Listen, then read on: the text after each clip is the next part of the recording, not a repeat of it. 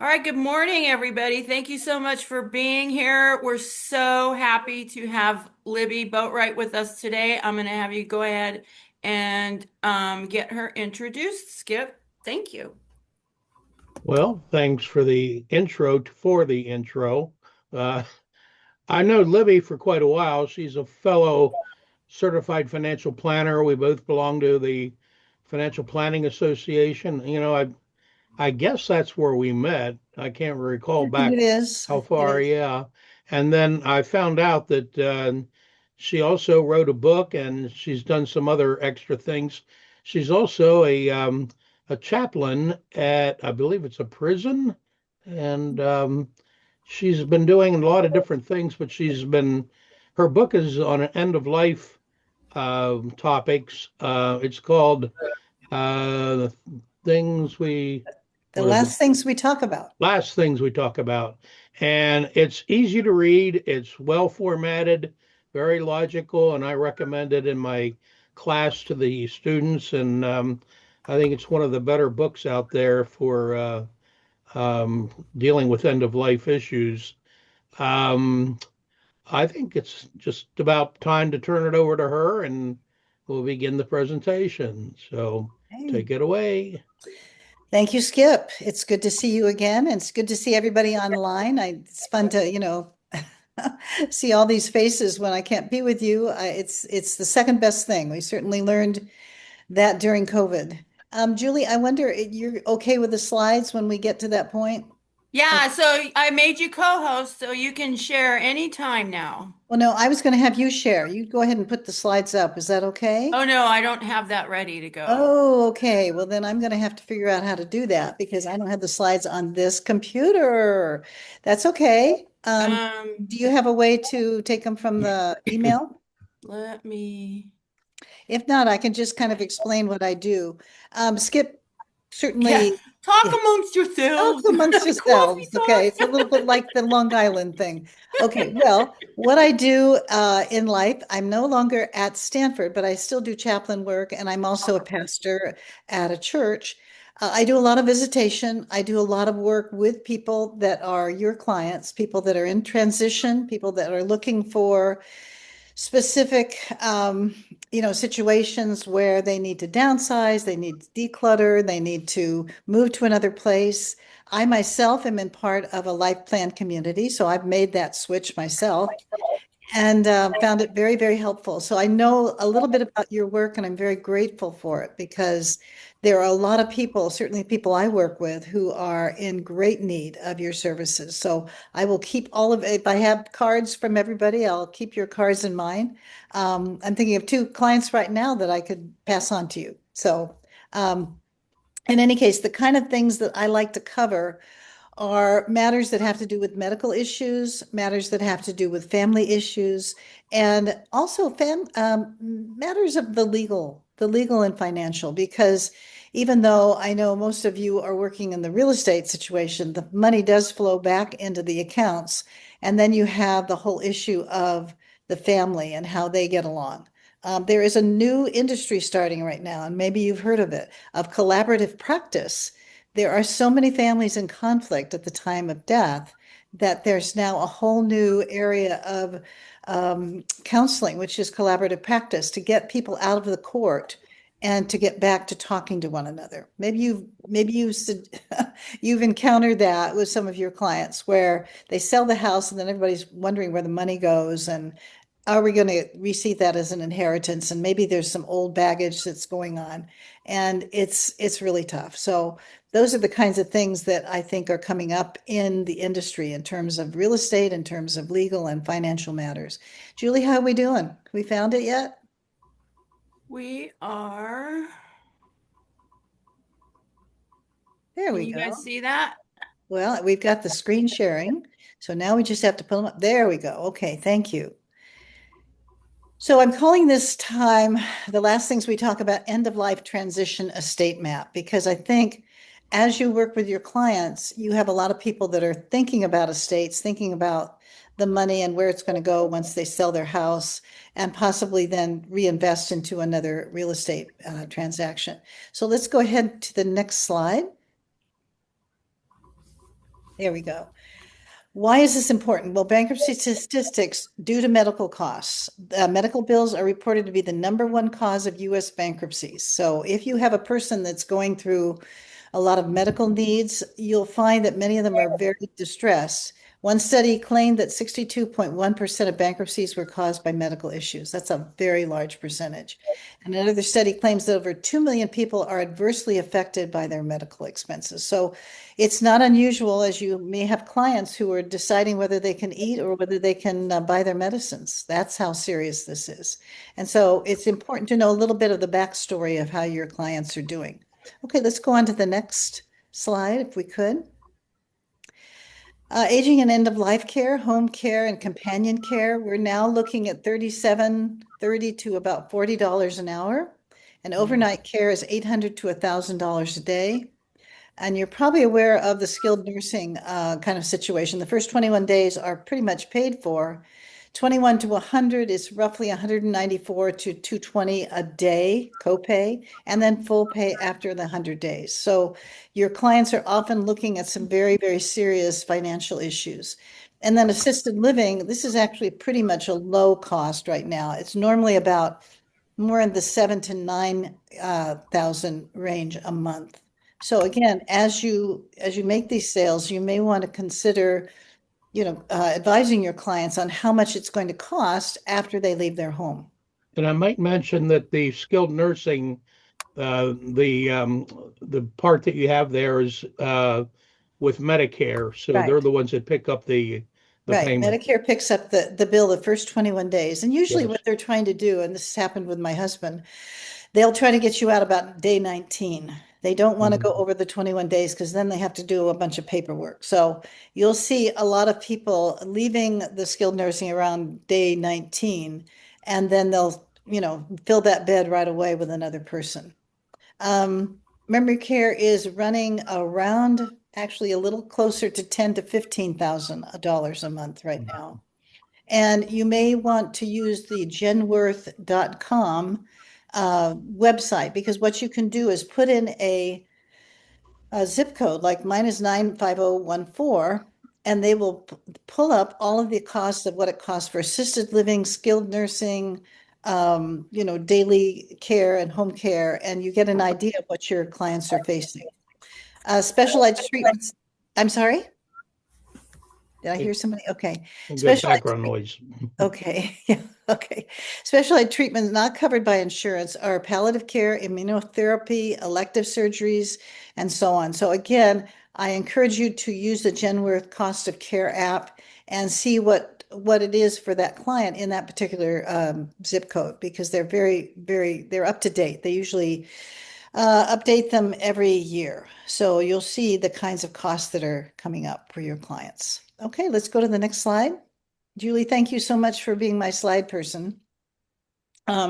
There was a really big problem with COVID-19. I actually worked decedent care at Stanford, and I know that things were so difficult during that time. We hope we never see it again. But there were many, many cases, many deaths, nationally over 1 million deaths, and globally over 6 million deaths. So this was a really big time. And people are fearful of getting sick, COVID, long COVID, all the other things, because it often results in hospitalization and other things. So we want to be mindful of what our clients are going through in terms of their medical costs. All right, let's go on to the next slide. And then there's the reality of dementia and Alzheimer's. You may have a client who is starting to decline, and it's actually closer to 6 million Americans that have Alzheimer's disease right now. It accounts for 60 to 80% of all dementia cases, and that includes 11% of those over 65 and over, and 1/3 of those 85 and over. My husband had uh, Alzheimer's. He had what they call a mixed Alzheimer mixed case. And it was impactful. For 3 years, he was unable to do very much of anything. So you'll often find in some of your clients the caregiver who is having to leave their job, take care of the Alzheimer or dementia patient. And so that also impacts the income and how they see whether they're going to sell or not, whether they're going to do a reverse mortgage, all the other things that go on. This disease of dementia and Alzheimer's impacts more than 15 million family members, including the caregivers and the kids and often others in the family. And the Alzheimer's Association predicts that in 2022, Alzheimer's and other dementias would cost about 321 billion. That number is probably closer to 350 billion now. And so there's a lot of things going on around Alzheimer's. We're not there yet in terms of a cure. It is still a terminal disease. And it's also important to note that Alzheimer's is not necessarily a disease that you can name. It's usually one where you eliminate other things and it comes up to Alzheimer's. So dementia has about 5 different variations on it, including things like Parkinson's and others.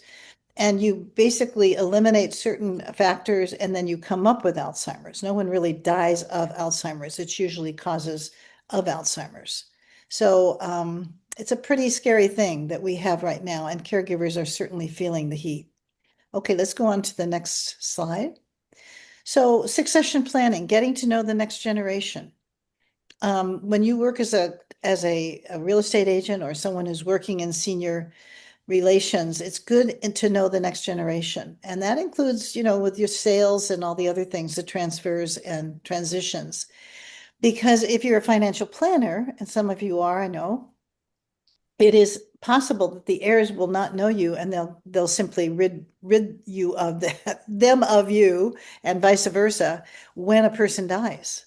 And so I really encourage people to get the family involved in these transactions and let them know what's going on. If the client says, no, I don't want my kids to know, that's up to them. But often you as a real estate specialist, a person that's really concerned about seniors, it's important to get to know the whole family and what the dynamics are. And are there conversations that you've initiated with them? Who are the key players if this client dies and you're in the middle of a transaction? Who are you going to be working with? And do they know the wishes of the deceased? That's a huge thing. I spend probably half of my consulting work with people that simply have not made their wishes known. And it's not unusual for someone to pass away and they cremate the body when really they wanted to be full body burial, or they have some other request and it's never fulfilled because they didn't know.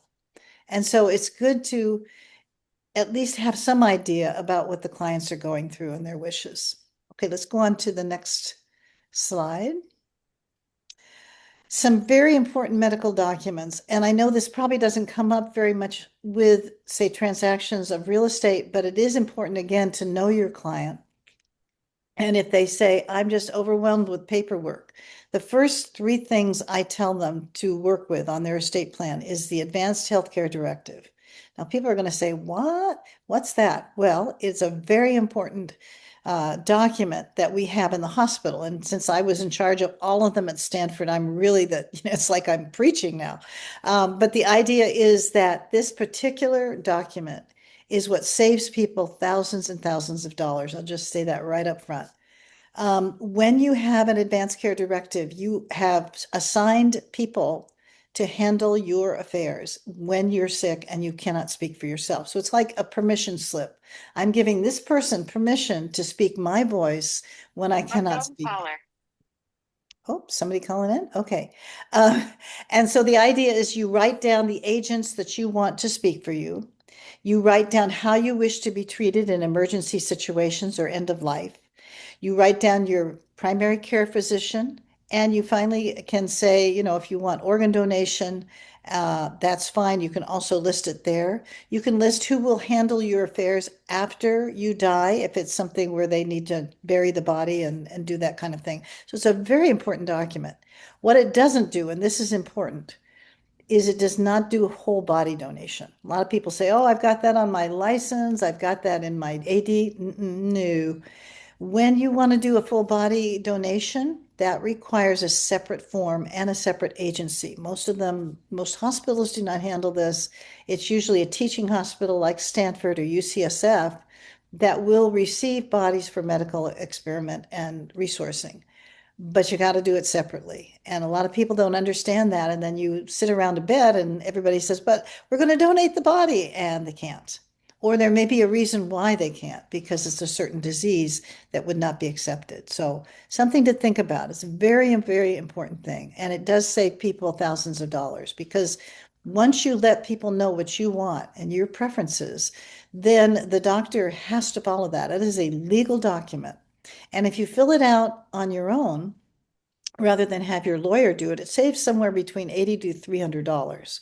So a healthcare directive is available at the hospital. Please encourage your clients and yourself to get it done too. Okay, HIPAA authorization in another important thing. I call this the Trinity, actually, the AD, the HIPAA, and the Pulse. The HIPAA is important because if you're in a hospital and you have relatives and you have not signed this release form called the HIPAA form, it means they can't get information on you. And so, again, it's important for yourself, for your clients to have this form filled out so they can access your file, know where you're located. Even they can't even tell the person what room they're in. This happened with my son when he was in college. He went off and unfortunately he got into an accident. He went to a hospital. I didn't know anything about it. I tried to reach the hospital. They said, I'm sorry, we can't give you that information. I then called my uncle Jim, who was a doctor at that hospital, just happened to have an uncle that worked there. And he was able to go see my son, get the release form, and then I could find out how he was doing. Otherwise, no deal. So a HIPAA is very important, and it's for anyone over age 18. Then the POLST, you may be familiar with another really important form for your clients. It's a pink form, and it's a form that's signed by the doctor. Um, it basically says what you will have done during an emergency. So if an EMT person comes into your house and you're on the floor, this form should be on your refrigerator. It's the first thing they look for. And it means that your client or you will have an opportunity to say what you'll put up with and what you won't. Because otherwise, if there's nothing there, the EMT will do everything. Intubation, chest compressions. You may have broken ribs at the end of that situation. You may have medicine given to you that is contraindicative of your own medicine. So a pulse is really, really important. It's not an AD. It doesn't replace that. And then the whole body donation, as I mentioned before, is a separate form, separate from the AD, and generally cannot donate the body at the time of death. It requires application, permission, there's no guarantees, and it's very possible that if you do a whole body donation, you won't get the ashes back. You have to know in advance what that particular agency will do. I was able to do one body donation at time of death. It was an absolute miracle. I don't know how it happened. I was able to get a hold of an agency that said, yeah, we're actually at a point where we would really appreciate that. So we had to sign a bunch of papers and it worked. But that is such an exception. So really encourage your clients and yourself not to worry about that.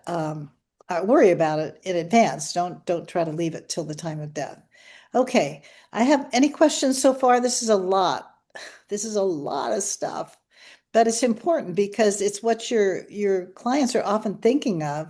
And if you're equipped and know how to handle it, it'll be a real blessing.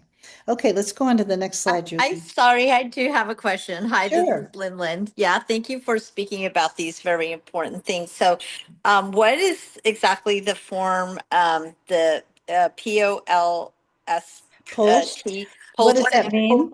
Yeah, Yeah, what is the okay. acronym? And Okay, the then where pulse can we stands, get it? yeah, it is a pink form. It can be Mhm. obtained from your doctor's office or a Okay. clinic. The pink form, the POLST, thank you for the question, is Physicians Ordered Life Sustaining Treatment. That's what POLS stands for, Physician Ordered Life Sustaining Treatment. And that form must be signed by a physician. It's not something you can do on your own like an AD. Physicians ordered Life sustaining treatment. sustaining treatments. Right. Okay. A Okay. pink form, you can't miss it. They have them in the office, or they should. I'd be upset if Okay. they didn't. And Okay. fill it out with them, and you say, when I'm in an emergency and I'm on the floor and Uh-huh. I've had a stroke or whatever, this is Mhm. what I will allow them to do. Oh, And okay. there are certain instructions, like I'll allow them to intubate. I will allow them to give me nitroglycerin. I will allow them to do chest compressions or CPR or whatever it is that they normally do. Because with the EMTs, they're told to save the patient at any cost. So unless you Mhm. tell them what you will not do, they're going to do everything. I That's the see. way it works. And usually Mhm. they're the people then call the hospital, get you in the ambulance, send you off to whatever hospital is close by. And usually it's the nearest hospital. I've had lots of arguments with EMTs because I'm a Kaiser person and I wanted to go to Santa Clara and they were sending me another place. And I knew if I went to the other place, they were going to send me to Sacramento, send my husband to Sacramento. I said, I learned the technique. Thank you, Libby, and Say, yeah, my this is where my husband will go. chat. You know, it's quite a deal because EMTs want to do the fastest work and get you to the fastest place. And I said, I know what happens when I go down to El Camino, which was just a few blocks away. They would give them carte blanche on whatever Kaiser they wanted to send them to. So I actually had an option to go to Sacramento. I said, I'm not going to Sacramento. And then he said, well, how about South San Jose? I said, no, I want to go to Santa Clara. So it was, sometimes it's helpful to have a second person there to really fight for the cause. But in any case, the EMT will do everything unless you tell them otherwise. So that's why the pulse is important. It's the first thing they look for in that refrigerator.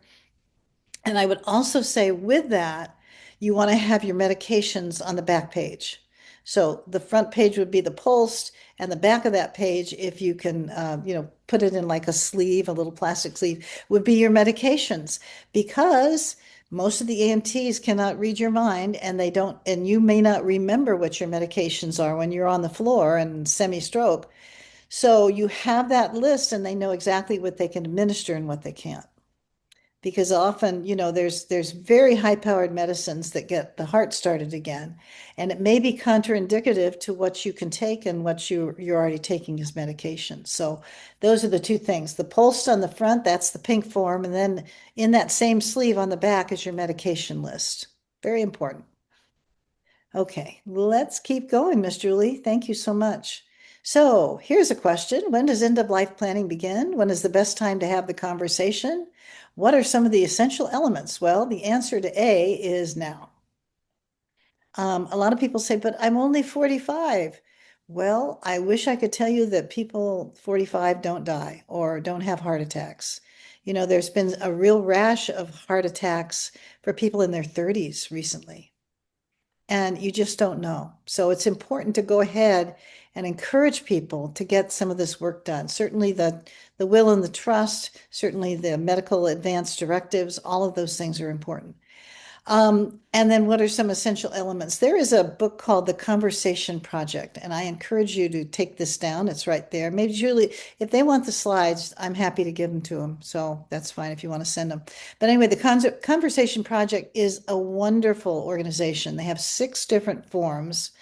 And they do a lot of work that we sometimes get a little squeamish about. So it's a conversation starter guide, a guide to being a healthcare proxy, your guide to choosing a healthcare proxy, and that's the agent that's on the advance directive. What matters to me? Guide for caregivers for Alzheimer's and other dementia patients, and guide for children, caregivers of children with serious illness. So 6 different forms of this conversation project.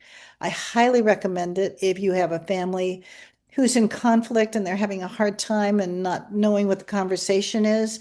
It gives them some questions to start with, so something to think about. Okay, let's go on to the next slide, Julie. So when does end of life planning begin? Encourage your clients to tell their story. Now, this is going to sound strange. I mean, tell my story. I'm just selling real estate. Well, I know you're doing more than that. But in any case, one of the things I encourage at end of life is people need to tell their story, because sometimes they're going to miss it. I say your story dies with you. And one of the best things we can do for our families is sit down and at least get a few chapters down. Say what happened when you were a kid, say what happened when you were an adult, what happened if your marriage didn't work, or how you loved raising your kids. Whatever it is, that story is worth something. And it often gives a person self-esteem. So I encourage you Mhm. to ask your clients to tell their story. It'll be, for a pastor like myself, it is a huge gift Hmm. Because very often, if you've been to as many memorials, I've done about 450 memorials now. And I can tell you the majority of them have not, told their story. And so then you have this problem with trying to get something personal into that service. And so when they tell their story, I can tell wonderful things and, weave it in with all the other history and successes they've done because it really makes a difference. And the kids appreciate it because then they say, wow. Dad really did some amazing things, or dad really overcame that, or mom was amazing in trying to make it through the depression, whatever. Okay, then we have, along with this, the inventory of financial and legal information. And that particular piece is in the book, and I think there's a slide coming up that will help us. But the inventory is very important because you, first of all, know how much they have to live on, because some of them are really scraping by, especially now with inflation and food going through the roof and gas prices and everything. It's a good thing to kind of get an inventory so that they don't overspend and see what's missing. Most of them have a bank account, they might have a brokerage account, they probably have some kind of a pension that's coming in, maybe Social Security. Those are the four main things. But often, there's other income sources. Maybe they've got a real estate, they've got a rental, or they got other things that will help to tide them over during the tough times, especially if there's medical issues. And then are they up to date on new Social Security and COLA and Social Security tax and the IRMA? Oh, IRMA, oh, IRMA makes you crazy. The reason for that, of course, is that people are subsidizing their income, and then Social Security is grabbing part back of what they used to give you. So it's important that people know what IRMA is. Will their family know how to handle accounts at time of death? This is a big thing. Most people forget to put down their passwords and their codes. And so you have families working 6 to 18 months trying to open accounts because they don't have the password. So having these kind of things and inventorying them really helps a client kind of settle down, especially if they're making a transition. And then the legal matters, very important. Who's the designated executor or personal representative? I had a client recently, and my goodness, they couldn't figure it out. They had nieces and nephews, they had no sibs. Their parents had both died, they never married. It was complicated. And so we had to sit down and just say, who is the person you trust that knows you, that can handle some numbers? And get this done. Because if it goes without it, or you don't have a will, you're going to go intestate. And everybody, you've probably heard that term before. If you're intestate, that means you die without a will and the state makes one for you. Isn't that nice? Except their formula is not what you want. Pretty much a guarantee. So the idea is that you can ask the question, hey, how are your affairs in order? If we got a will or a trust or something? If they don't, believe me, the state will make it happen. And they will also go through probate, which is a very painful process if you haven't been through it. So anyway, some legal matters to cover. Let's go on to the next one, Julie. Okay, so here's the essential, this is what I was talking about before. This is the essential information and documents. So if you're going to get these slides, you have this. But this kind of inventories everything they need to know. And I really go after them with this because without this, your heirs are clueless, or your executor, whoever it is. And I would encourage too, the passwords, PIN codes, not to be kept in the same place as this inventory, but in a safer place, like a safety deposit box, fireproof box. And, some people also find it very handy not to write this down, but to put it in the cloud, put it on a flash drive, whatever, so that they have maybe two places. They have a hard copy and they also have a flash drive or in the cloud copy so that they have two places where the people can look. But the passwords, pins, and so on should not be with this information because obviously, if it's together, guess what? If someone finds it and they're not a nice person, they can get into a lot of trouble or a lot of problems for you. And you don't want that. We've got enough fraud running around. We don't need any more. But anyway, this kind of puts the inventory together, inventory of assets and liabilities, what you own and what you owe, the insurance policies, the additional income sources, the retirement plans, the IRAs, the after death arrangements. Now, there's something most people forget. As I said, it's not unusual for a family to have someone die and they do exactly the opposite of what the person wanted. So it's good to have some kind of plan. And some people, purchase something in advance, like the Trident Society or Neptune Society, and then that saves the inflation issue. Once you've paid it, then they will handle the arrangements. And then outstanding debts and regular ongoing bills and tax documents. Oh, wow. Um, Probably in the state of California, which I think you're all in. Well, we have somebody from New York, sorry. Okay, but just so for illustration purposes, in the state of California, there is no state estate tax, but there is a federal tax. The exemption now is 15 million per person or 30 million per couple. It's a pretty generous deal. I don't know how many clients you have that have 30 million. But if they do, they may run into some tax issues with the estate. Otherwise, they're in good shape. That may change. It's looking like it might, but right now that's where we are. Okay, so they need a will or a trust document, one of the two. The will go through probate. The trust may not. If you have over $171,000 in cash outside the trust, you will have to go through probate, but pretty much most people can avoid it if they have a trust. And we've already talked about the durable power of attorney for healthcare, but there's also the durable power of attorney for finances. That's the person that's going to take over if grandma can't do her affairs anymore. They may have a fiduciary, but the durable power of attorney will certainly suffice if you've assigned someone. And then we've got all the other stuff we mentioned, the Advanced Healthcare Directive, the HIPAA, POLST, and so on. By the way, it's not a bad idea to have military information.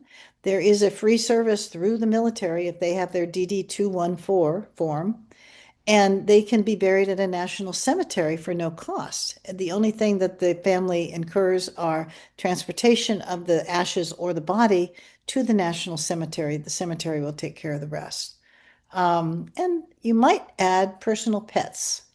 Now, I don't know about you, but there are a lot of people that see pets as family, and they would be very distressed if there wasn't a plan for that pet when they die. So you might consider that. Anybody else agree?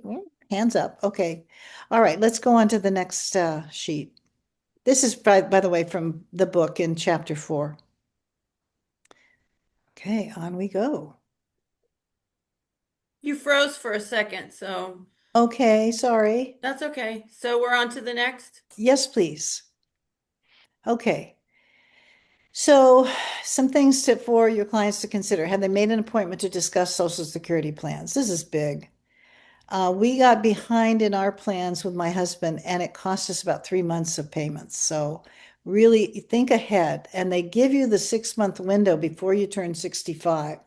So that would be a place. And of course, some people want to start Social Security at 62, and some want to wait until they're 70. But whatever way you go, you got to get there before 65 so Medicare kicks in. Without Medicare, you will be on the phone with Montgomery, Alabama for 4 hours. Trust me, it is really not pretty. So make sure that they've made the appointment with Social Security. They have things in place at the time of 65. If they decide to do Social Security at 62, that Medicare won't come into play for 3 more years. So they have to come up with the dollars to continue their health care. So what reserves are in place to pay for health care? Are they aware of the Medicare choices, and what about advocacy? My brother-in-law is currently suffering from stage 3 cancer, and he has saved $245,000 because he knows the last 3 years of his life are going to be very expensive. And so we encourage people that if they haven't already thought of that, to start really putting, this is when you start packing away some dollars, because at the end of life tends to be very expensive, especially if they are in a special facility and it costs a lot per month. So questions the clients need to address: who will be there for me? Who's going to be my caregiver? I have lots and lots of single people that are asking that question and they don't have anybody. So the question is, do we assign a fiduciary? Do we find a caregiver to help them so many hours a day? Is IHSS involved? That's in-home support services for those of you in alphabet land. IHSS, in-home support services, might get involved if the person is in a very low income bracket. And what about advocacy? Who's going to stand up for me? Well, that's where the advance directive really comes into play. And in other words, if you go to the hospital, that agent is the first person they're going to call. By the way, when you fill out the advance directive, it usually gives you 2 or 3 spaces to fill in those people that are going to help you. They go in order. It is not by committee. So the first person is going to be a very important person to know. That for me, that's my sister. She's an RN. She's fabulous. She's my wingman. When I go to the hospital, that's the person I want. She knows me and she knows how to speak hospital. Good thing. The second person will be the second person they call. If they can't get a hold of that first one, they'll call the second one. If they can't get a hold of the second one, they'll call the third person. If they can't get a hold of anybody, then you're at the mercy of the hospital. And they usually have a hospitalist who makes those decisions. So that's why an AD is really, really critical. Okay. Questions the clients need to address: who will be there for me? Where will I live? That's a big thing. If people are moving out of their houses and you're selling them, do you have a plan, or do they have a plan of where they want to move? And do they understand the costs? Right now, the big trend, of course, is life plan communities, wonderful places. They're very expensive. Most of them require a membership or a buy-in. So do they have that residual from the sale of the real estate that you're handling? And will they be able to make the monthly payments? Because not just, the buy-in, it's the monthly rent or payments they have to make. So important to have that information. By the way, the Life Plan Communities is the new name for the continuing care Correct. retirement communities, Right. CCRCs. CCRCs. So they now call them life plans. I mean, CCRCs is still used a little bit, but you'll find that that's a very popular thing, certainly here in the Bay Area, and I think nationally as well. I know certain CCRCs or life plan communities are now going national, like the V and some of the others. Keep in mind, though, and this is an important thing as real estate specialists, some of them are corporate driven and some of them are resident driven. And the one I live in is resident driven. So we actually have not only our equity coming back, but a share of the gain. And that's unheard of. So, you want to know what you're getting into. Some of the other life plan communities are strictly rent. You pay in a huge amount, maybe $1 million or $500,000. Then you pay a rent every month and it's fairly sizable. So those are things to consider as they look at that. I've got 2 people right now that are biting their nails because they may be able to make it, they may not, based on how much their house is going to sell for. So it's an important thing. Then what do our children, heirs, family need to know? I say very little. And the reason for that is some kids get all excited about all this money they think they're going to get, and they don't get it. And they're really disappointed. So what I tend to do, rather than say, oh, here's all this money you're going to get at the end of, hoping I'm going to die, right? What I suggest is, say, here's where the books are, here's who's assigned to what, and good luck. Hope it works because I'm not planning to die anytime soon, but I do have all of my ducks in a row. Okay. If you give them numbers, that can be a real problem. So that just gets their hopes up, and your medical expenses at the end of life may really decrease that amount, and then you're in trouble. So I say, show them where it is, give them instructions on how to be a good executor, but no numbers. When is the best time to have the meeting? Well, there's a lot of different ways. At Christmas time, my 2 sons were here. I said, there's the book, and there's the dresser, and here's the kind of ledger, and I'll see you later. I'm going to have lunch. That was pretty much it. But the idea is they need to know the location and they need to know who's in charge. That much is important. So then when you pass on, or whoever passes on, they have that information. Okay. Yes, David Butler, you certainly can. Thank you. I'd be honored to come and visit or do a talk, whatever. Okay, let's go on. Do-do-do. What happens when a person dies? Okay, well, this may be a little bit grim for you guys, but this is what I did for 11 years. Dying at the hospital, is it a morgue or coroner? And then we, of course, the decisions on body donation should have been done way in advance. Organ donation can be done by your license or by the advance directive, and the autopsy will be performed if it is a coroner's case and there's some suspect as to what happened, the end of life. Let's say a person dies at home, they're not under hospice. It will be a coroner's case. Whether they do an autopsy will be up to the medical examiner.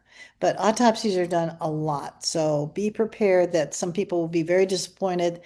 They can't be with their loved one. It's going to be shuttled off to the medical examiner and the coroner's office and so on, but that happens. So dying at home does have that risk.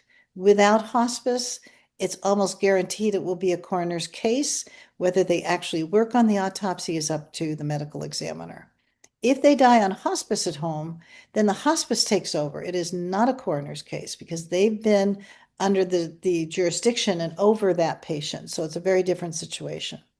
And then there's cultural accommodations and considerations. If you have a Muslim patient or you have an Orthodox Jewish patient, they often want a funeral in 24 hours. And so that's very hard because we have to come up with a death certificate in 24 hours, which is near to impossible. Keep in mind that the information has to go from the county all the way up to Sacramento and back to the county in 24 hours. That is hard. If you die on a weekend, not going to happen. So we're often working with the imam or with the rabbi or someone and say, normally under certain circumstances, we'd really try to get this done, but we can't. It's important to note that when a person dies, you cannot bury them until the death certificate is completed. So that's another thing your client may want to know. Okay, cost, transportation, there's a funeral home, there's a crematorium, there's a lot of different things. I cover this in the book quite a bit as to what it costs. So it's not an inexpensive thing. There are direct funeral homes that can do it for as little as $800 to cremate, but then you also have transportation, death certificates, and so on. So assume that the rock bottom cost for a cremation might be around $1,000. And then, by the way, you can be a tree. You can be compost. You can be shot up in the air like a 4th of July firecracker. You can do, there's so many different things going on right now. You can be in a shroud and disintegrate into the earth. So eco universe options, most funeral homes will tell you what they can do and what they can't do. But there are quite a few variations on what we used to do, which was just cremate and full body burial. Now you can really get creative. So I'll just leave it at that. Okay, let's go to the next slide. Next slide. Oops, there it is. I know it's coming. Thank you, Julie. It's not populating the Oh, little no. indicator. Well, Wait, what a silly thing. there we Billy, you're go. fired. There we go. I saw it. Ooh, I see it. There we go. Okay. Also, we've talked a little bit about this, but is it a will or a trust? Is probate involved? What about estate taxes? As I said, state taxes in California, where I am, are only federal. We don't have the state tax. In other states, that is an issue, and you need to know what the limits are in terms of when the taxes begin. And then I've done a checklist for the personal representative or executor, which I think is the following slide. But you want to have someone that knows numbers because they're going to be doing a lot of calculation, knows your wishes, and has actually read the document. So in other words, when I said, they only have to know certain things, if you have an executor, you give them a copy of the trust or the will because that's what they're going to be going, that's their skeleton that they go by in terms of how they handle the estate. Okay, let's go on to the next slide. And there it is. There's the checklist for the personal representative. This actually covers 30 different things that have to be done. So first thing, notify the appropriate facility, the hospice, funeral home, or whatever of the death. As appropriate, notify the clergy. That's me. Thank you. Please do, because I've had many a time where people have said, "Oh, we've got the funeral plan for the 30th. Are you coming?" It's like, no, it's not on my calendar. And so all of a sudden, what you thought was going to be a memorial or a funeral is not going to happen because the clergy didn't get called. So if you have a church or a temple or whatever it is that you're involved in, synagogue, be sure to call the clergy or whoever it is that's in charge, because if they don't, they may not be there. You may end up doing it on your own graveside. Okay, then this goes down 30 different things. I'll just cover a couple. For instance, number 11, notify the decedent's attorney, CPA, and insurance agents about the death.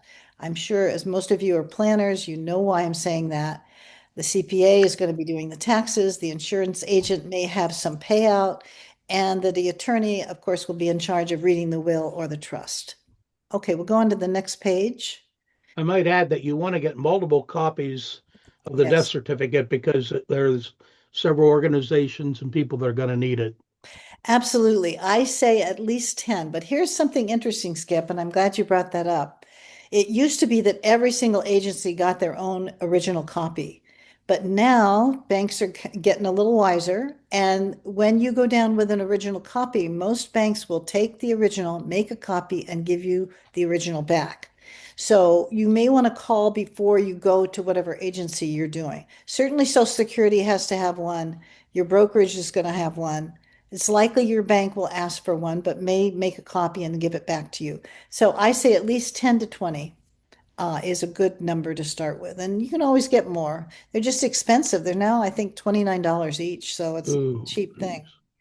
Okay, let's look at something like number 20, notify specific financial institutions, financial advisors, and credit card companies as appropriate. Obviously, we want to close those accounts as soon as possible.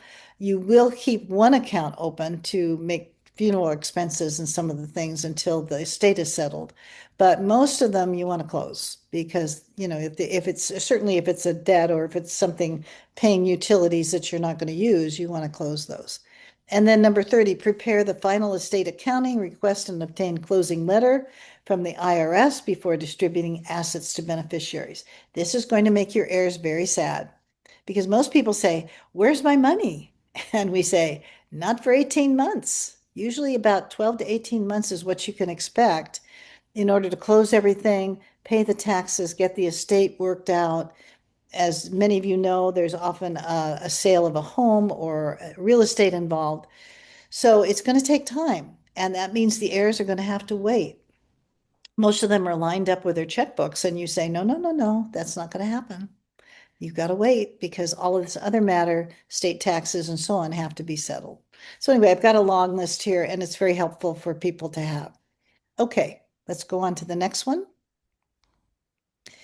So why this matters? Giving your clients a head start regarding end-of-life matters gives them the confidence to be engaged in living every day to the end. So what I say, this is a marathon, not a sprint.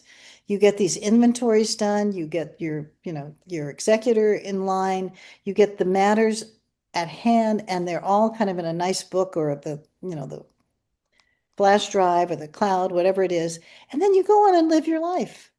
What a great thing to have this done and not have to worry about it at end of life, which unfortunately is about 60% of the people I work with. They have nothing done and they're just freaked out. Give them this opportunity.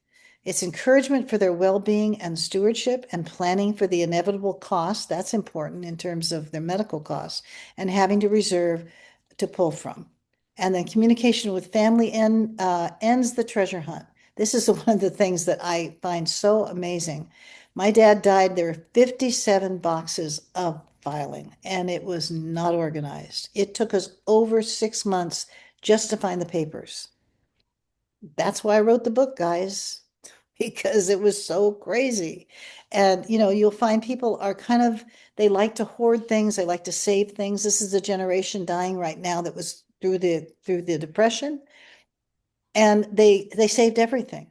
So it's not unusual to have people that have boxes and boxes and boxes of stuff, but it has no organization. So encouraging them to get this organized will save the heirs the hassle of the treasure hunt, as I call it. Okay. Offer creative strategies to end the fighting. In other words, a lot of people say, I don't want to fill out an AD. Oh my gosh, that means I'm going to die. And I'm going, yeah, you will. That's true. You will die. But this is going to help your doctor to know what your wishes are. You're going to have procedures done that you want and not the ones you don't want. So what a blessing to have all of that in place. Okay, let's go on to the next slide.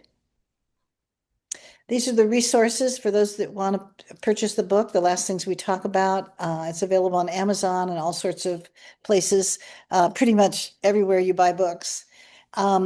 Then Tammy Anastasia is a wonderful dear friend, and she has done essential strategies for the dementia caregiver. I highly recommend this for people that are concerned about people that are going through dementia or an Alzheimer's situation. She's really done a good job.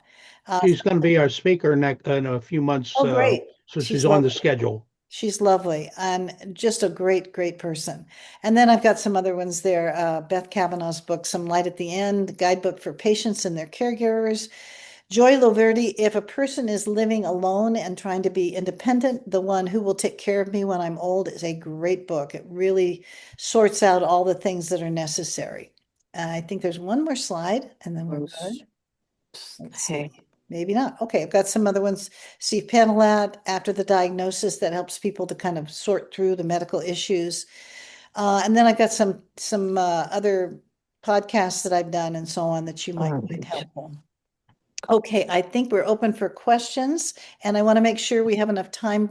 Julie, am I like totally over, or we have 5 minutes, 7 minutes?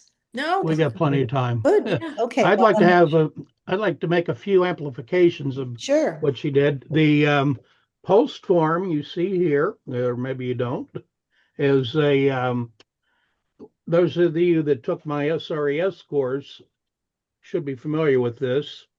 And I left the website on the chat page that you can use to access that.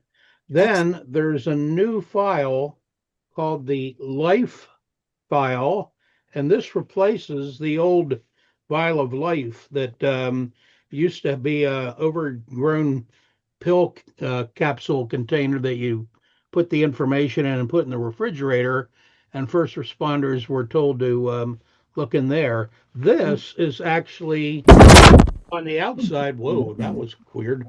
The It's a rubber pocket thing with a magnet on the back, and you put it on the outside, and the form is similar to what the old vial of life was, Okay. that you can use all the same information.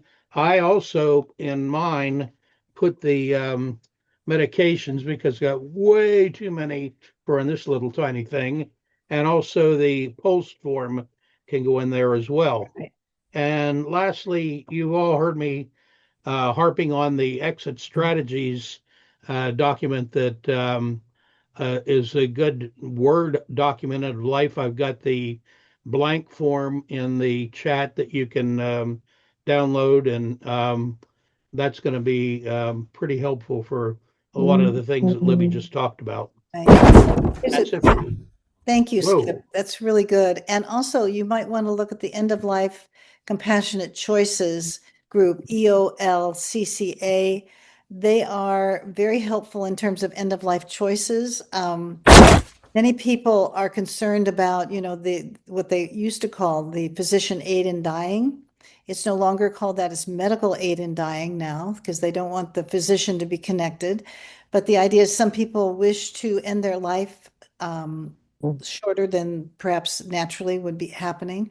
So EOLCCA is another good reference. We just had them here at the forum. They were really, really good.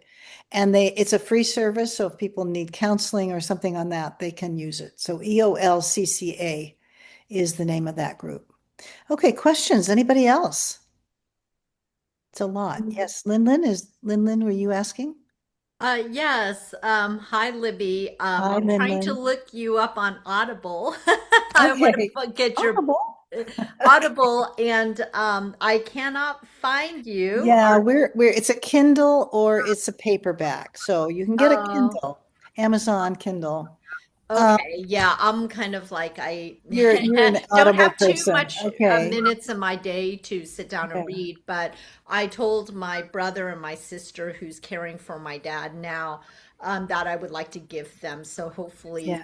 she can. He's a physician, so I would love it. If you can find somebody that wants to, I'm happy to, record it myself, but I haven't had that offer from Amazon yet. So But Bull Publishing gives you 2 copies at no cost for shipping. So if you decide to go that way, it's pretty inexpensive.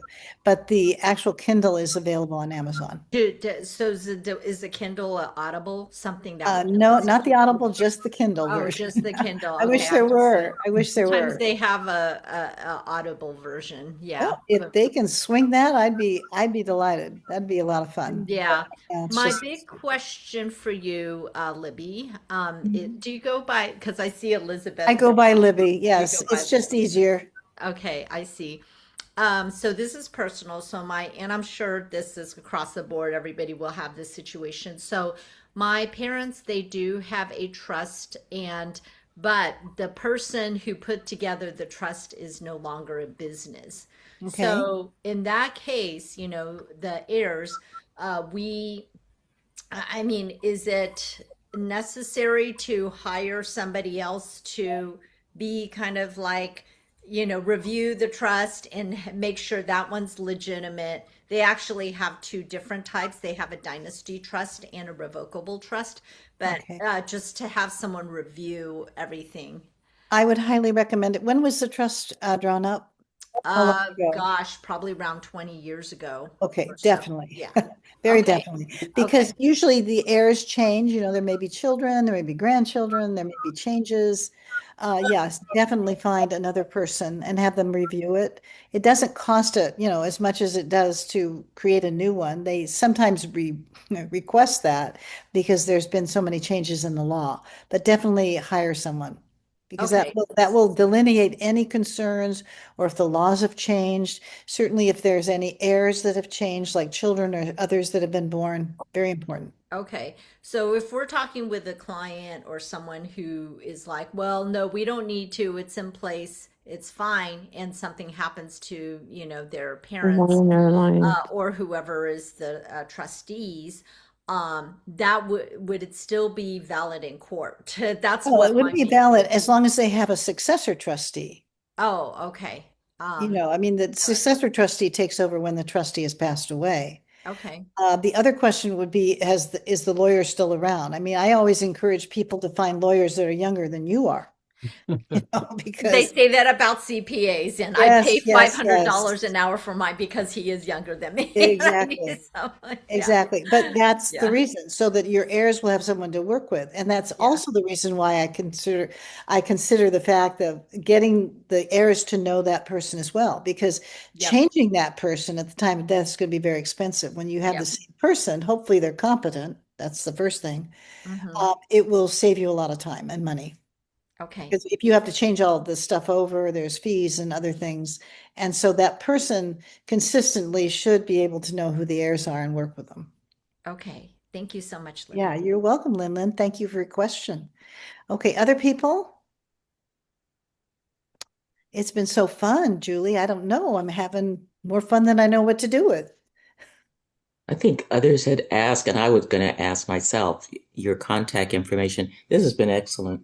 And I incorporated education within my business Great. model in terms of working with seniors. And some of the things I found, I mean, I'm always amazed at the kind of information that's out there that seniors nor their children are even aware of.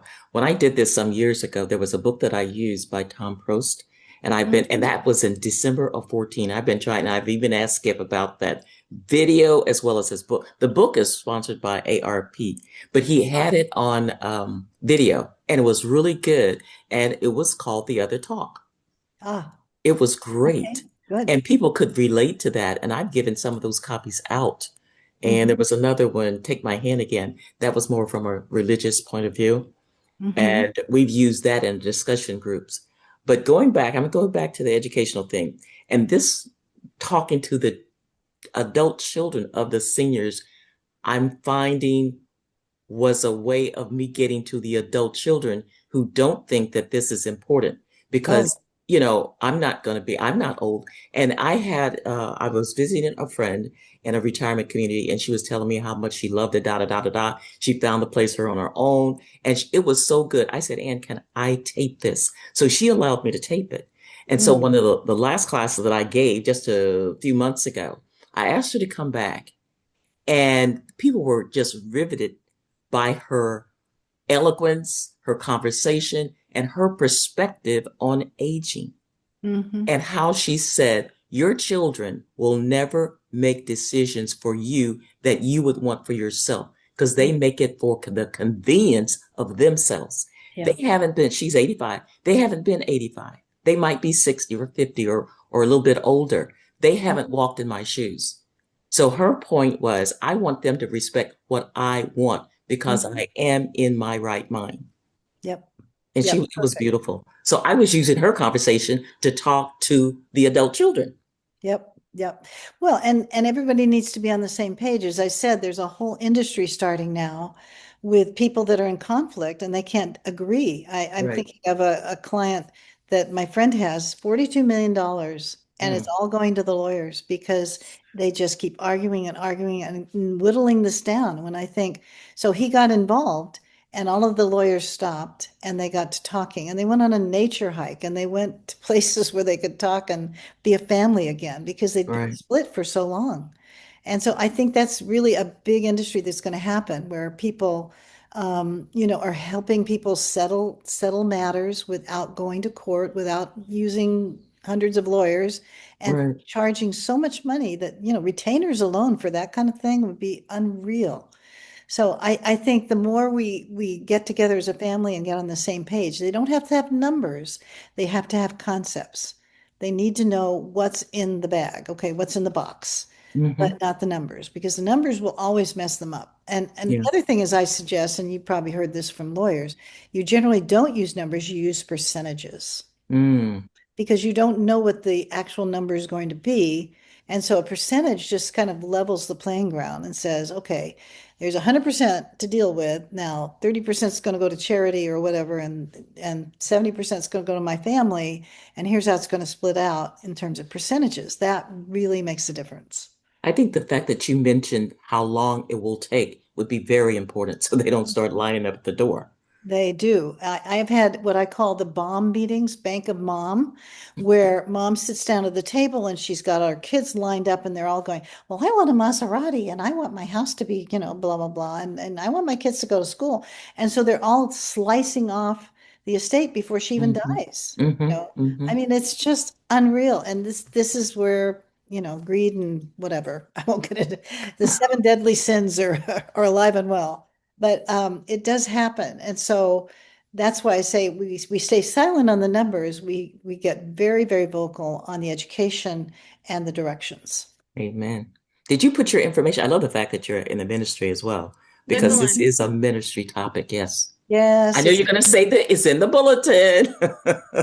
well, it's important. I mean, I obviously try to keep up a very good ethical background. Uh-huh. But yeah, I worked specifically with seniors. My Bible classes are all 70 and 80 and 90-year-olds. So Wow. it's really a lot of fun. That's why I really relate to what you guys are doing because we know what they're going through. There's Mm, medical issues, there's family issues, there's, transition issues in terms of leaving homes and going to other places. All of that comes to the fore. So that's why right, I understand it. Yes. right. Okay. Avery.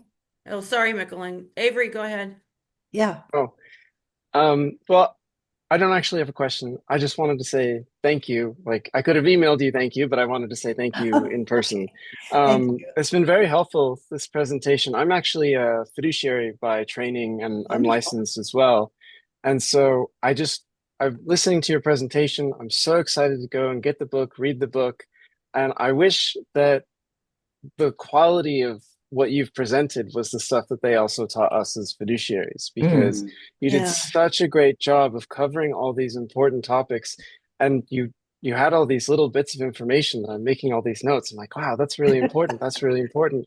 That isn't always considered. That's a good reminder. And anyway, I just wanted to say thank you. I'm really excited. Thank I you. help run a group of 70 new fiduciaries and students, and Wonderful. I'm going to go read the Wonderful. book and I'm going to send them a link and say, you guys should read this. So I thank you think it's so very much. helpful. I think it's very helpful. I work Yeah. with a lot of fiduciaries because the clients, the, consulting work that I do, they all, pretty much everybody needs a fiduciary because they're at a point in Yeah. their life where sometimes dementia's getting in or other financial issues or illnesses, and they need that extra help. So you're doing a wonderful job. Thank you, Avery. Appreciate it. Yeah. Well, thank you so much. What I primarily do is I primarily do consulting for the adult caregivers, kind of like what Michelin was explaining. And so I'm just also excited to have this as something I can send to my clients and say, you should read this and then have a bit more information. So thank you so much. You're welcome. And also in the front of the book is an index. So if people just need one topic to cover, they can get right to it. The one-page index really helps a lot of people. I just want to know about burial plans, or I want to know. In the back, there's also, I should mention, I do an extensive part of the book on different religions because, some people are in families where there's a certain religion, Hindu, Buddhism, or something, and they're not practicing, but they want to do the funeral correctly. And so there's a whole section on that in the back. And I had people from each religion help me with that. And I think it's a very helpful resource. And by the way, That's amazing. Thank you. we've got a recorded session from Zoe Alameda, the lady that is the undertaker, and she goes through a lot of these same topics, especially about the different kinds of burials and the religion and laws and so forth. So you might want to look Great. that up in one of our um, saved presentations. Sounds like you got an amazing lineup of people, Skip. I'm so glad. That's great. Yeah. We have, oh, go ahead, Go ahead. sorry. No, no, Julie, you go Oh, ahead. so we have a question from Tammy in the chat. Speaking of in your right mind, do people go to a doctor or a psychologist first to be certified as if that they are in their right mind prior to going to an attorney? Usually the attorney will make that call. They'll say, I'm not sure if this person is cogent and linear, and they'll ask for an assessment. With my husband, I just made it on the line because he was at the point where he was remembering but then forgetting. And so I explained to the attorney, I said, we have had an assessment. He is in stage 1, but he's able to sign his name and he's able to do this. And I had an actual letter from the doctor. So they were able to let him sign the trust documents. I mean, it probably was about 2 weeks away from stage 2, so I Mm. was very blessed. But yeah, it's important that a person is cogent and linear in terms of signing legal documents because they can be denied. And it Okay, does well, I have take a follow-up. stand by, it does take a certified licensed physician or practitioner to certify that they are competent. And some states, they actually need two of them Yeah. to determine competency. Well, that's true, is certainly for end of life as well. If they choose to Yes. do the aid in dying, they have to have two physicians and sometimes also a psychiatrist sign off. Yep. So I So, have a quick follow-up because I have some clients right now that have an older sibling that is in question in her mind. So getting that family member to sit in front of somebody to make this kind of determination is not going to happen. So so how do you get that family member who needs to be evaluated, especially if they're belligerent, resistant, and not accepting of any kind of handling of that? well, we did it with our annual physical. Because that's a mandate. I mean, most healthcare situations will ask for an annual physical. So with that, you can combine that with a small or cognitive test, which is what Frank did. And that determined both the fact that he couldn't drive anymore and that he was clearly cogent impaired. So And yeah. And don't forget that this is not our job. You have to let the family decide that they need to do it, and then get them to see the importance of Yeah. doing it. But you don't want to get involved in that. You're going to No, be not at up for a all. big lawsuit. No, that's not your job. Your job is just to say, you may wish to get this evaluation done, just so you have it for your benefit. And I suggest that you do it at the annual physical. They can add it on, and Hmm. I Yeah, mean, because we are certified senior advisors, and so we right, can't speak to that. correct. Okay, Lynn. Okay, Lynn, there so she yes, is. hi. So, you probably all have clients where the families are having conflicts, and then they ask you to be the middle person, and I've been the middle person sometimes because the children are frustrated because the parents, they don't want to move, but they're falling and they're hurting themselves, and the children Mhm. live far away. And then we get Mike Scoggins involved. He's a CSA who helps bring them around.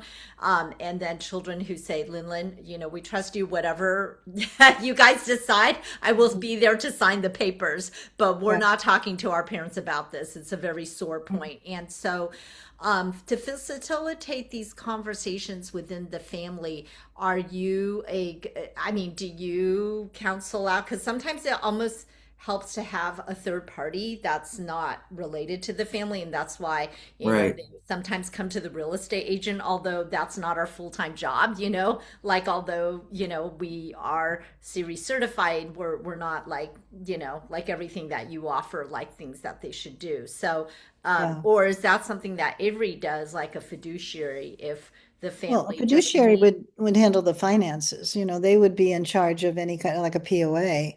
They would have that right. However, if the family's in conflict and it's really, sister against sister, brother against brother, or something of that sort, and they don't agree on how to evaluate, then I think a third party is helpful. And as I said, it's not a bad idea if it's a medical evaluation to hand it to the PCP, the primary care physician, and say, we think dad might be slipping a little bit. It seems to be some cognitive decline. Would you be willing to do his annual physical or whatever it is they do, and then encourage them to do the cognitive? And I mean, I think that takes you out of the middle, and it puts the family in a place where they're witnessing a third party rather than getting in the middle of it. You Because might, Well, I guess what I'm talking about is somebody that actually can go and visit the family. And some of ah, the children, they just may not know. Like even myself, my mom passed away last year. My dad has sorry. metastatic prostate cancer. And like, my sister's caring for him. I mean, even with her, I sometimes have conflict of the Yeah, way things are being handled and what we should be doing, all those listed documents. Like there's a lot to know and there's a lot to do for the close absolutely. people, and people have to divide and conquer and talk about who's going to do what. And there's, for people who are not super organized, this is overwhelming, and Yeah, yeah. but people that are, they're also overwhelmed doing other things. So is there someone like yourself that can go inside of a home and just maybe like uh, facilitate discussions with family members? Yeah, we can do that. I mean, some of the consultants I work with can do that. And as I said, the collaborative practice people can do that. What they do is they have usually a social worker and a planner, or maybe someone who's a counselor, and they go in as a team and they say, here's what we see is going on. Is there a way we can, come to yes? Basically, they're working towards yes.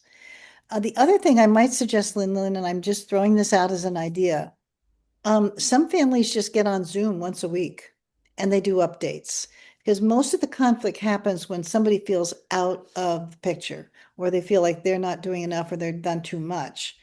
And getting everyone together on a Zoom call and say, here's the update on dad. Here's what we have. And it looks like dad's going to need this, but he's doing better here. And everybody's on the same page. That often helps a little bit so that everybody's got a seat at the table, because most of the conflict comes when somebody feels left out, or somebody feels like they haven't been asked, or somebody isn't involved. And so now they're catching up and they feel the guilt. So they go overboard. And I eh, found a lot of people that do these Zoom calls and they do updates once a week often avoid a lot of the conflict that happens, because somebody is carrying all the burden and they're feeling resentful. And then this other guy that's over here isn't doing anything and he doesn't care. And then there's someone that's still trying to catch up. So everybody's on a different page. If you can bring them together, at least initially, and let them have that update, I think it solves a lot of problems. But if it still doesn't work, then you bring in somebody else. Then you, and also you might consider a mediation in certain cases. yeah. Well, that's why I say mediation is actually one step above the Yeah, collaborative, yes. because Uh-huh. mediation means you have to have two lawyers. Exactly. okay. Yeah, but I guess before going to that, so who are these people that do we Collaborative contact you? practice. Well, a person that I know of is Peter Johnson. I can give you that information. Peter Johnson and Nancy, let's see, Nancy, I'm trying to think of Ross, ROSS. And they are in collaborative practice. So they do this with families. Okay. And Peter's in then, Los Altos, and I think Nancy is in San Jose. oh, But I'll nice. check They're that. local. Mhm. Nice. Oh, yeah, I would like that information. I don't know Okay. how I can get a hold of you. Well, I think just go ahead and write me. Okay. Skip just put my information on there. Write me and I'll give you the information. Okay, thank you so much. Sure. Okay, other questions? We're coming up on an hour and a half. Woohoo. Been Skip, moving I don't see the information, but anyway. It's in the chat. in the Oh, chat. okay. Oh, Yeah, Go maybe down, that's down, my contact. down. is it Further. Sandra Sample or Keep no? going, down. Okay, I don't know why my thing is not going down. Maybe. I don't Well, either, but and we can get those referrals into our Mhm. system as well. I can get the information from Libby, Oh, and okay. because we'd love to Great. have them in our network as a Yeah, Yes. resource. sure. I think you'd Yes. find them very helpful. Yeah. Okay. They've been Perfect. working on some tough Thank you. cases, so Thank And you. then okay. yeah, and we'll have all of besides the information available to you in the chat, and that's on the bulletin this week, it will be again in the bulletin next week along with the link to the slides. Mhm. Great. Does Miss Libby have a platform where she speaks on a regular basis where we could tune in to a You're so session? kind. like a Thank you. blog. Like a Yeah. blog. I don't have a blog, but I am at Avanitas for the next 3 months. So I'm Oh, going to be Nice. wow. at Avanitas in Palo Alto the first Monday Okay. of the month. So that's going to be a regular series. And I do have a website. So I ask people, if you want to sign up for information, you can go ahead and do that there. That's in Um, the chat too. yeah. So those are two ways. And I'm always available by phone. So if you need that, Skip, do you have the phone number too? Did that put that in? I put in your name, your email, your phone number, and your website. There you go. Now you got every place that Thank you know you. where I live. Okay. And you can also find more on her LinkedIn profile. Right. And you're going to be at Avanitas for the next 3 months, starting what, Yeah, it's just April? the first To Monday of first Monday. both April, May, and June. I'll be at Avanitas, and this is the afternoon program at 1:15. So Great. they've got me busy. Woo! I'm gonna be Wonderful. working hard. There's two emails for you. There's a etboat2b at AOL and there's elizabethboatwright.com. No, the Oh, second one is the website. That's is the the website. website. Okay, thank you. I Yeah, think Butler David put that. Thank you. sure, no problem. Okay, any other questions? I want to make sure we've got them all answered. That Sandra was asked me, a question. Lynn, that Yeah, put I it That's in was the going to hit amazing. on Sandra's question on EOLLC, that acronym. Yeah, that's end of life compassionate choices. Compassionate And it choices. Thank is, you can just look it up on the web. It's really an amazing organization. We just had them speak here at the forum. And basically, what they do is they sort out issues of end of life. If people do not want to just, kind of, they have the stopping eating and drinking provision. That's an actual AD that you can sign.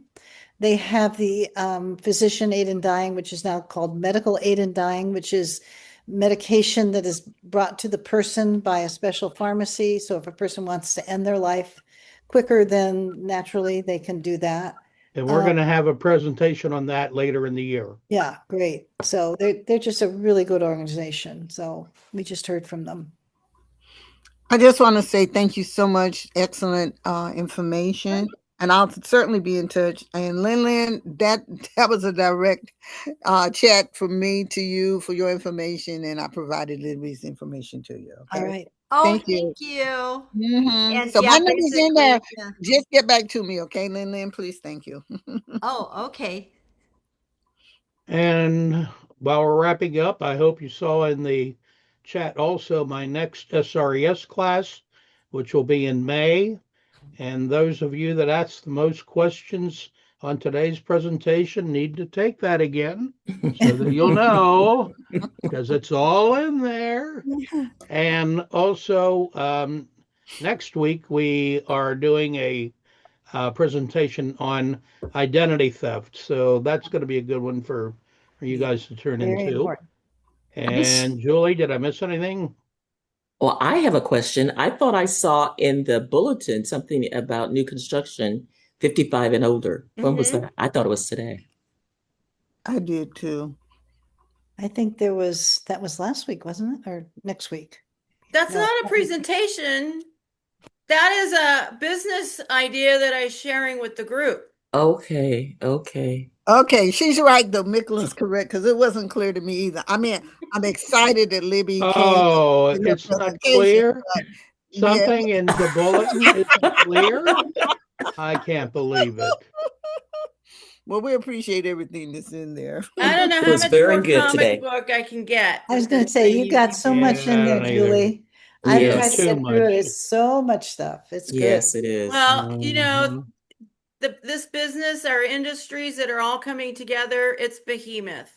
Yes. And just creating, a little bit of semblance out of what it is that we have talked about every day Right. is a huge endeavor It's right only going to there. get bigger. I Jessica. agree, and it's so much information, and Hey, where were you? I've been hanging out. I was just She's like been here. stuffing my face and eating lunch. Oh, But like, I think part of the problem is like Julie, there's no doubt it's behemoth. It is enormous, but there is a convergence that's happening. Mhm. And the unfortunate part of that is there's so many, it's becoming even more fragmented, confusing, untrustworthy space. I think it comes down to trust. I think that's what Julie and Skip and the people that come on these calls is so committed to, like, getting to the truth and what's really makes sense for this family. And it's just not so simple, right? You have you have a shell, and then you have to conform or calibrate to the families. But I did recently get connected with the county supervisors in my county and saying, if you're not looking at this gap, if the county's not looking at the gap, you're going to be, you got to get ahead of this That's right. because we have more seniors and more aging population we ever did before. That's But right. but our community, our convalescent hospitals and our hospitals are getting dragged down by homeless and mentally ill. And the mentally ill, includes both senior population and, not senior population. So more on that, because I'm so focused on what Julie says. It's like we gotta be part of that convergence. Mhm. We gotta be able to be part of that clarity in our communities. So well, we can't can wait. take this up another time because we are way over time, and I know Libby's anxious to get off. No, So, no, I'm loving this, really, Skip. I love being with you all, and I wish we had 3 hours. We could solve the we, universe at that point. well, we could do that. Yeah. Okay. Well, But I think it's eventually time to we go. are going to be doing a panel discussion. I'm doing a panel discussion with Jess in May, and that's going to be live virtual. And then we're going to be doing some more of that. So, and it's just getting the word out. And we really do appreciate your time, Libby. And I'm going to look forward to having your book. That's going to be in my cache of resources when I work with clients, Great. especially as a senior advisor. Thank you. And also, I'm looking forward to, I'm coming to the open house at the forum tomorrow. Oh, well, Did you know okay. you're having one? Yes, I did. We've been told to keep our cars away. That's what we know. Yeah, it's worth it. It's definitely worth it. So I'm Julie, excited. did you mention the walk for P? Is it yes, PD May 5th at Cunningham Yeah, Park? the Parkinson's walk is coming up. We're Okay. gonna be getting the word out for that. We're gonna organize a team. Michelin, you're gonna take the lead on that. Oh, I thought you were Julie. I was I going to be just your thought I'd co. tell you. I thought I'd be your co. Yeah. When and where is the forum tomorrow? Oh no, Sandra, I'll tell you more about that later Okay, offline. All right, you guys. Thanks. Yeah, thanks. Thank Bye, you. everybody. All Bless right, you. See you everybody later. have a Love great it. week. Thank you so much, Miss Bye-bye. Libby. Thank you so much. Wonderful. Thank you. I'm Thank you excited. so much.